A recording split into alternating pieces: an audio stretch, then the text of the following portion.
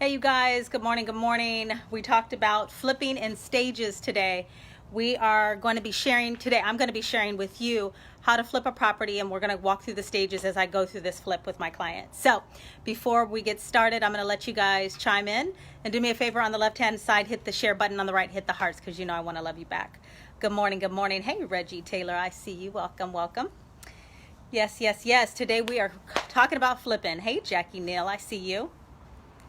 So I'm at my property here out in Tracy, California, and we talked earlier in the week on Transformation Tuesday about, hey Yves, we talked about flipping, and you guys all had the same question, is like, well, how do you flip property? So I want to take this week to go over stages with you of the property, how to assess and things like that. Hey Daryl, hey Steve, I see you both.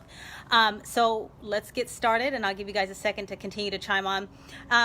The first thing to do when you get a property and you find it, you already have it. In this particular case, my client already has the property. It was an investment that went wrong. Long story short, we're going to flip it. So I'm going to teach you in the stages what to do. The first thing we need to do is looking on the outside and assessing what needs to be done. As we walk into the house, I already started the flooring, but we're going to talk about that as well. But we have to look at what needs to be done in terms of the stages. The first thing here, I'm going to flip it around so you guys can take a look. Walk with me. Is we know that we have blinds here that we need to get rid of. We know that we have carpeting that we need to change, but the little details as well is going to be your outlets, things like that, and big items like your electrical outlets, things that cannot be replaced, like your lighting fixtures. If you could see how dirty this lighting fixture is. These people lived here in this property for 1 year, and this is the condition of it. So then as we move into the kitchen, I've already started the countertops, but things that we want to start assessing as we walk through a house is in the kitchen, what needs to be done.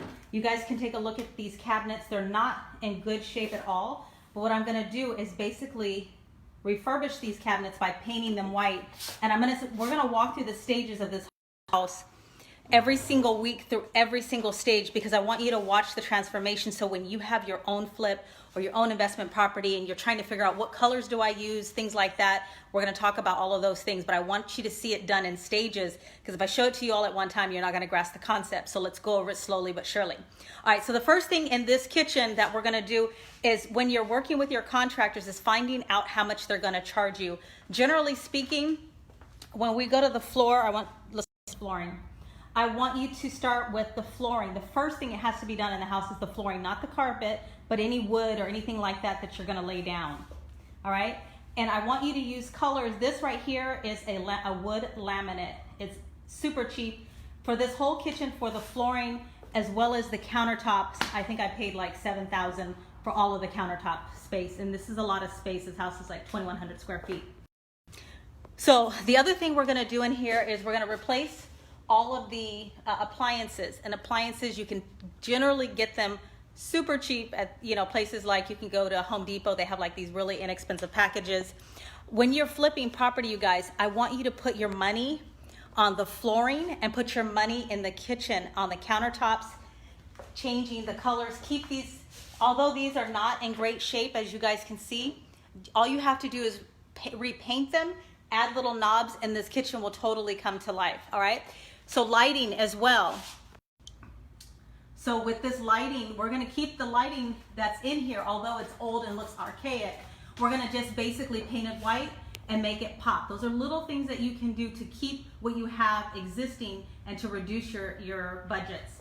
You've got to go around and you need to change all of your electrical outlets as well. All right. So here you could either put, as far as the kitchen is concerned, this is where the stove goes.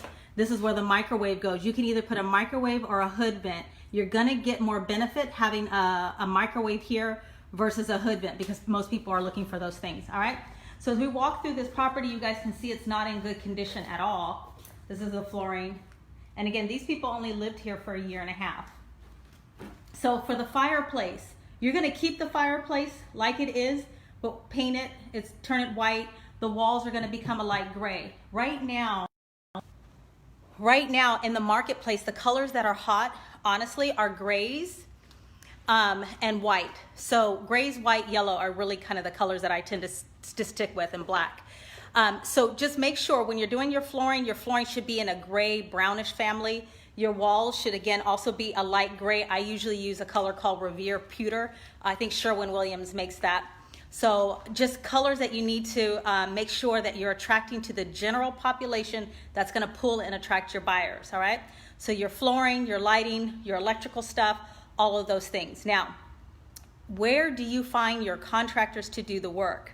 I tend to go, honestly, down to the new construction places, and I go to those people and I start to ask them, hey, do you guys do side work? The best way to find the cheapest labor is to go to the new construction, because they don't pay them a whole lot, they pay them on salary, and then those people already know what to do. So you go down to the new construction, you go to the landscaping guy, you go to the painting guy, you go to the guy that's in there doing the electrical. You do not go over to the head honcho. You go right over to the site where you see the people working and you start asking questions. And that's how I came up and started to find the people that could help me flip my houses. All right, so let's take a look going upstairs. So as far as this is concerned, I'm gonna paint the walls, and the hand railing, I'm gonna turn it black. When you have like a gray wall and a black handrail, and then I usually paint my doors black as well, that just, it gives it an element of pop to it, and it tends to draw more people because it's different than most houses. You want to keep things inexpensive as possible, but yet give your house a lot of flair, all right? So the flooring is gonna change. Carpet is usually $2 a square foot. So this house is gonna cost about $2,300 is what it's gonna cost. What you need to know when you're doing carpeting and you're pricing it out, when you're pricing carpet is one thing, but you also have to plan for the padding. When it comes to the padding, do the basics. Just do a 6-inch pad is fine. You don't need to be expensive, but use the color in the same color scheme as the flooring. So in here I have wood floors. I'm doing a gray carpet, a Revere Pewter. And Revere Pewter is a gray with a brown in the background so that I can draw in other colors, okay? So it's really important that you choose colors that will balance and pop off other things as well, all right? So in here, the other thing that's gonna add value is your bathrooms. Your secondary baths, not a big deal. Just paint the countertop, or paint the cabinets, keep the countertops. If you can keep the mirror, do that, but change out the lighting fixture. You're gonna see us do all of this stuff. Bathrooms, if you can keep the tubs, keep them if you can, and do the best to just clean the bathtubs. And then around the caulking area, as you can see right here, change out all you have to do is do some new caulking. That way you can keep it. See, these are simple things that you can do to reduce the budget without revamping the whole entire kitchen, all right? Excuse me. So electrical outlets, carpeting, bathrooms, those are the basics that we're gonna do. So the next thing I'm gonna do a video on is going over the budget and how it's supposed to look. So we'll do that later on this week. First, I just wanted to go through the house and assess it with you so you can see what needs to be done and how to go about that. Athena, yes, they were some pretty nasty people. They lived here for a year and a half, and it was 3 families living in a house, so it's kind of crazy. But let's see here. So again, in the bathroom, I'm going to keep the countertops. I'm gonna paint the cabinets white, all right? As you can see, let's see here. And then I'm gonna just basically get a real detailed cleaning of the house. Electrical outlets up at the top, the lighting needs to be changed, but the thing to do is to paint the countertops to kind of give them a renewed look, but keep them at the same time. And in the bathroom, as you can see, this place is absolutely horrible. So I'm gonna get my good cleaners to come in here. We're gonna just try to do a re-caulking of this, as you can see, and hopefully keep the bathtub. So there you go.